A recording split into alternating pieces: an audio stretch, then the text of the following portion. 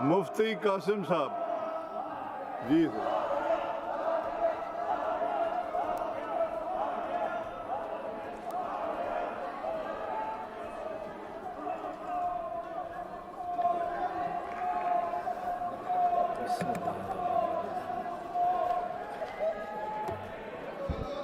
बिस्मिल्लाहिर्रहमानिर्रहीम। लब्बैक लब्बैक लब्बैक या रसूल अल्लाह सल्लल्लाहु अलैहि वालिहि वसल्लम।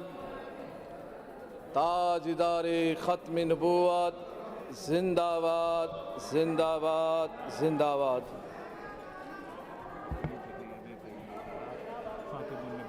बिल जमा कराया, उस पर लाजमी बात करना, 9 महीने से जमा कराया नहीं ला रहे लोकल बॉडीज बिल।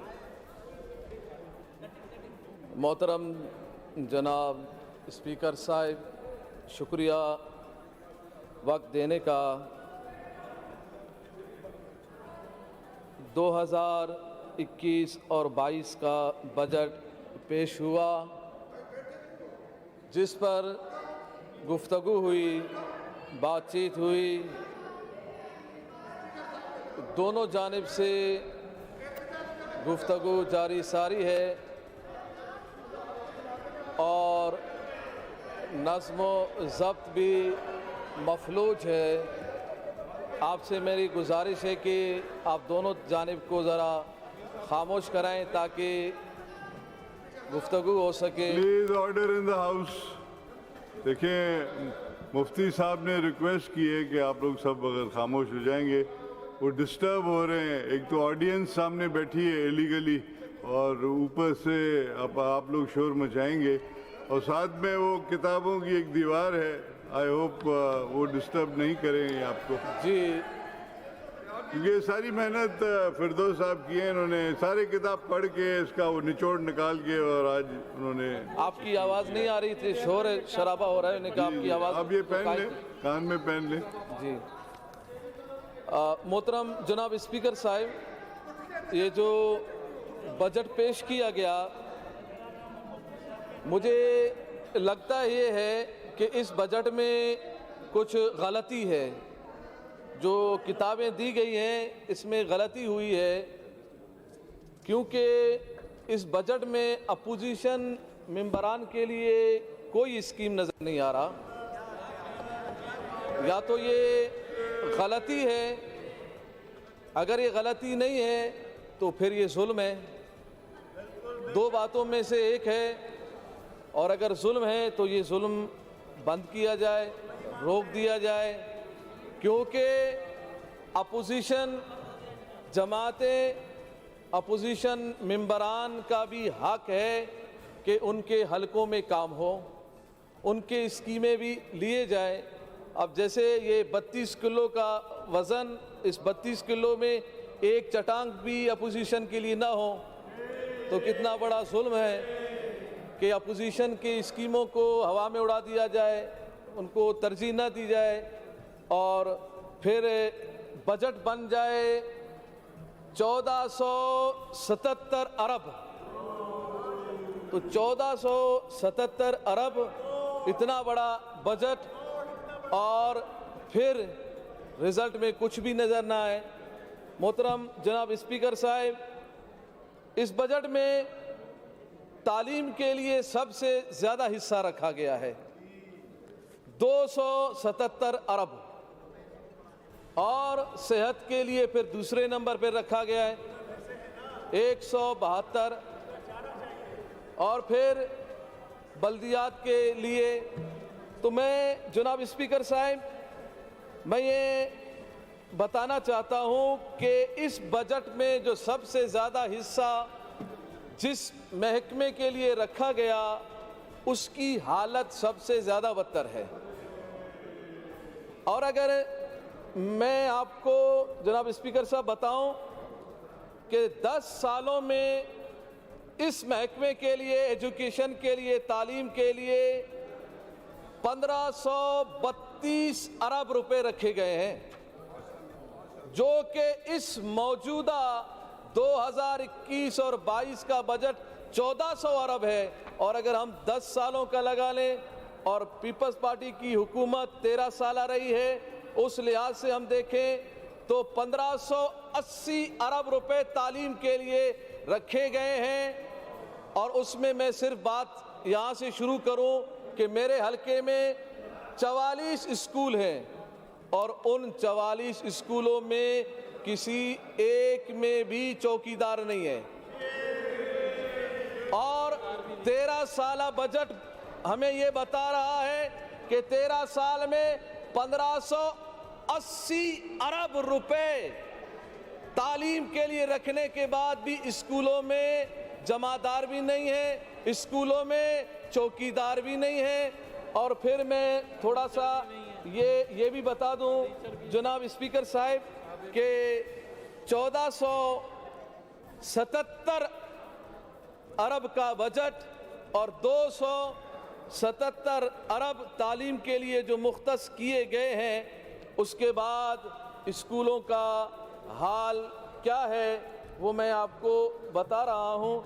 देखिए ये स्कूल है जो कि आपके सामने दिखाए जा रहे हैं। ये कचरा कुंडी नहीं, ये बल्कि स्कूल है। और ये 2277 अरब और ये स्कूल का हाल है। ये स्कूल के सामने ये कचरा है, ये स्कूल के सामने ये कचरा, ये कराची है। ये स्कूल के सामने कचरा कुंडी बना हुआ है, ये स्कूल के सामने कचरा कुंडी बना हुआ है, ये स्कूल के सामने कचरा कुंडी बने हुए हैं। देखें आप इनको, ये मेरे पास इतना कुछ है कि मैं इसको बयान करूं तो काफ़ी वक्त लग जाए। ये सारा कचरा कुंडी बना हुआ है और बजट कितना है? 277 अरब। 277 अरब में कचरा मिलता है क्या? या उस कचरे को साफ करने के लिए स्वीपर तक नहीं है, जमादार भी नहीं है। और 277 अरब में कोई बाथरूम नहीं है। 277 अरब है, स्कूल में पानी पीने का नहीं है।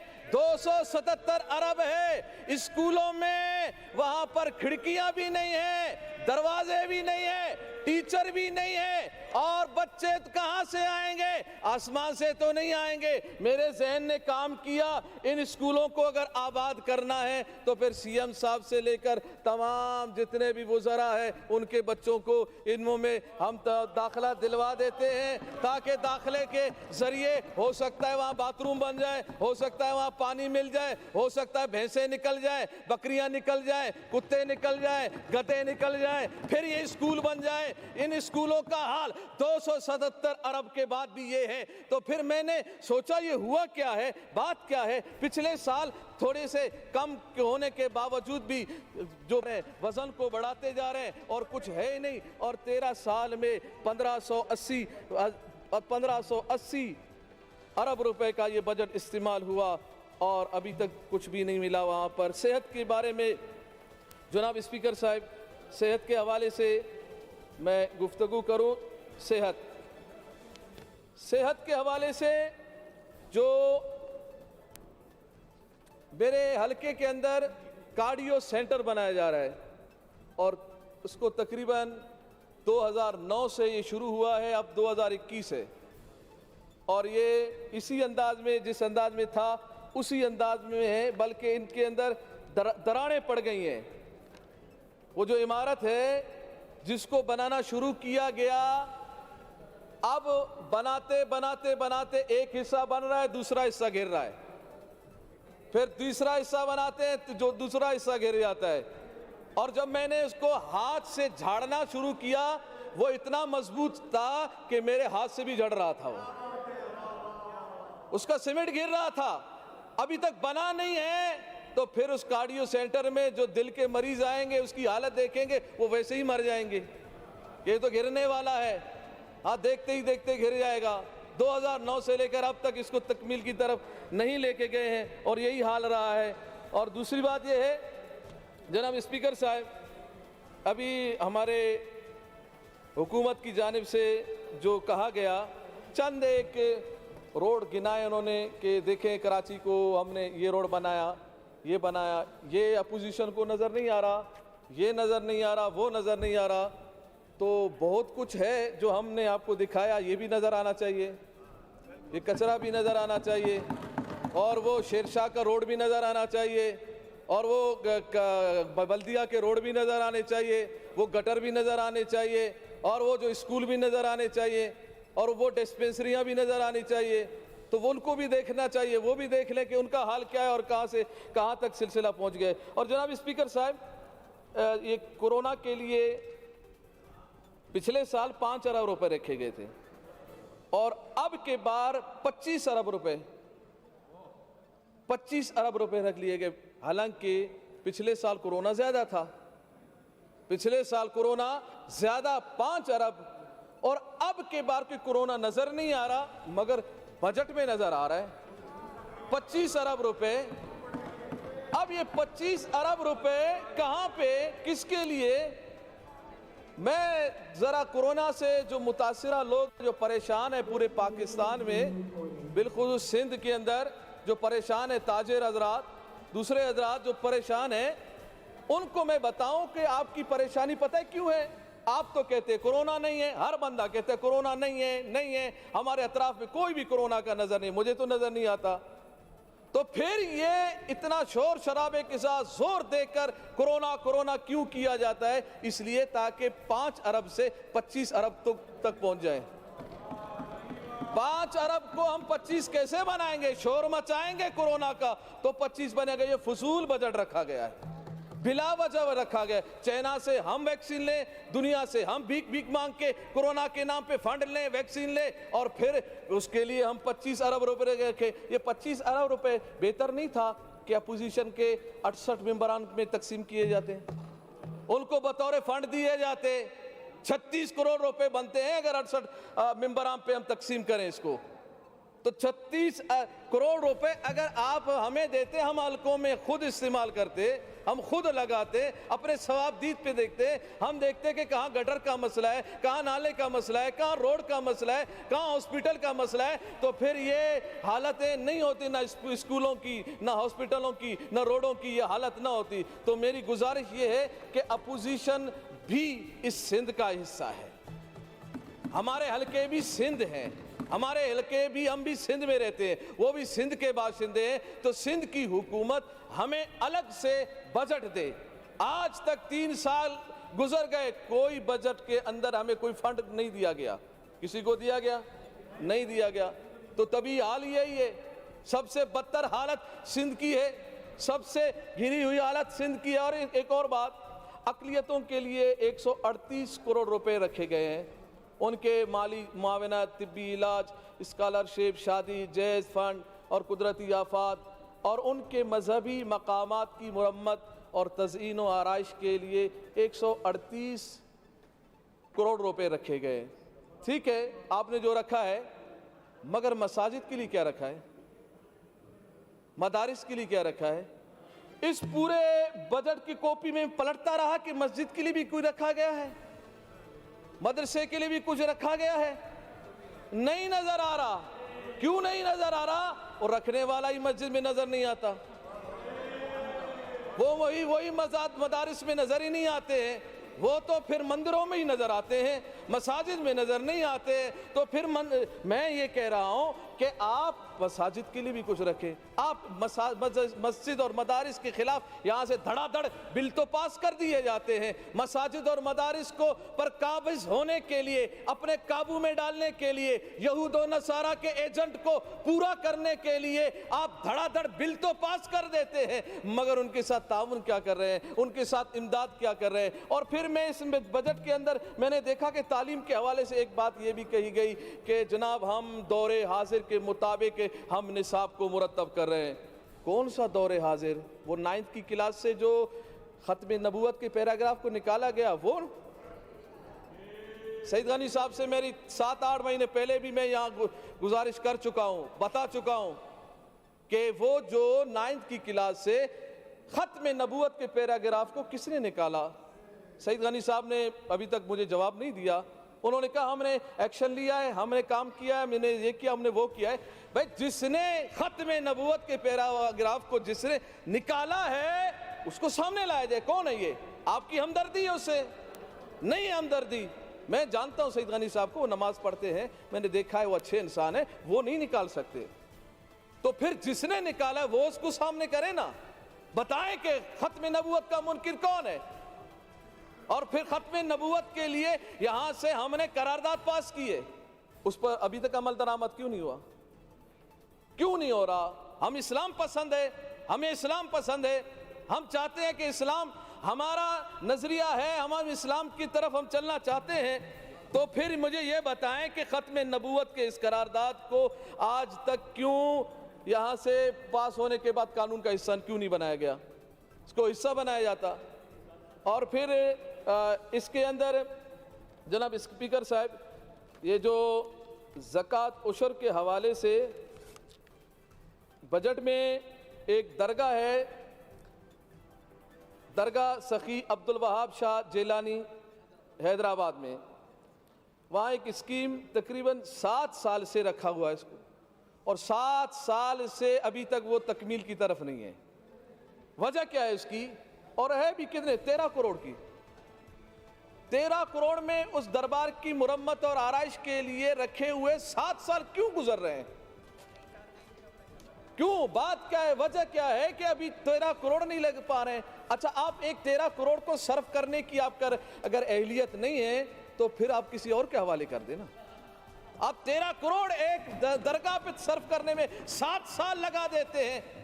हाँ? और फिर एक और इसके अंदर दरगाह है, 6 दरगाहों की एक स्कीम है जो कि 15 करोड़ से चल रही है, और 2013 से ये स्कीम जारी है और अभी तक ताखीर का शिकार है, आज तक मुकम्मल नहीं हुआ। यानी 12 करोड़, 15 करोड़, 13 करोड़ की स्कीमें हैं और वो भी कई सालों में अभी तक पूरे होने की तरफ नहीं जा रहे हैं। और फिर इसमें जनाब स्पीकर साहब एक और बात कि क्या ये निज़ाम ऐसा ही चलेगा, इसी तरह चलेगा? यानी ये जुल्म पर जुल्म होता रहेगा। कराची, सिंध, पूरा अंदरूनी सिंध, वो कराची पूरा सिंध के अंदर है, ये क्यों तबाही की तरफ जा रहा है? हम नहीं कह रहे, पूरी दुनिया की आवाज़ यही है कि कराची की हालत जो कि अब किसी आम छोटे से भी शहर से बदतर है। वजह क्या है? वजह उसकी ये है कि सियासत के नज़र किया गया। मैं तवज्जो के साथ सियासत से बालातर होकर अवामी लिहाज से, एक अवामी खिदमत के लिहाज से बात कर रहा हूँ कि हम इस चीज़ को क्यों मद्देनज़र रखते हैं कि यार ये हल्का अपोजिशन का है, ये हुकूमत का है, ये फ़लान का हल्का है, ये इसका हल्का है। अवाम तो वो तो अवाम, उसमें पीपी की भी अवाम होगी, एमक्यूएम की भी होगी, टीएलपी की भी होगी और दूसरे जमातों की भी होगी। तो आप अवाम को क्यों सज़ा दे रहे हैं? आप उस हल्के में क्यों काम नहीं करते हैं? अच्छा, आप काम करते हैं, आपको चाहिए आप जब काम करें तो हम मुंतखब नुमाइंदे हैं ना, वहाँ के हम मुंतखब नुमाइंदे हैं, तो आप हमसे रब्ता करके वहाँ का काम कराएं।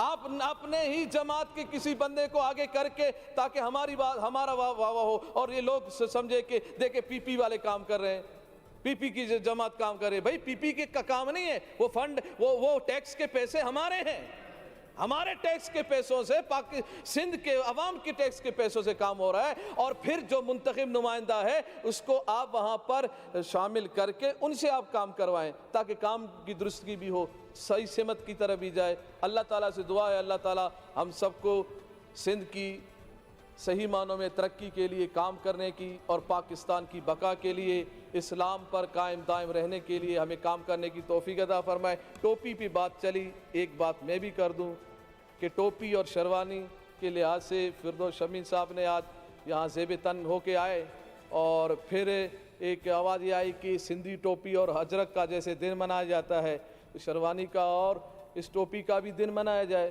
तो अफसोस मुझे थोड़ा ये लगा कि इमामा पहनने का दिन कब मनाएंगे? तो एक इमामा पहनने का दिन भी मनाना चाहिए और ये आवाज़ आनी चाहिए थे। ये बात मेरी तरफ से नहीं, आप सब की तरफ से होनी चाहिए थी कि सिंध असम्बली में सारे मेंबरान इंशाअल्लाह बजट वाले दिन इमामा शरीफ ज़ेब तन पे करके आएंगे इंशाअल्लाह। लब्बैक लब्बैक लब्बैक या रसूल अल्लाह, लब्बैक लब्बैक लब्बैक या रसूल अल्लाह सल्लल्लाहु अलैहि वसल्लम। ताजदारी खत्म नबूवत जिंदाबाद जिंदाबाद जिंदाबाद।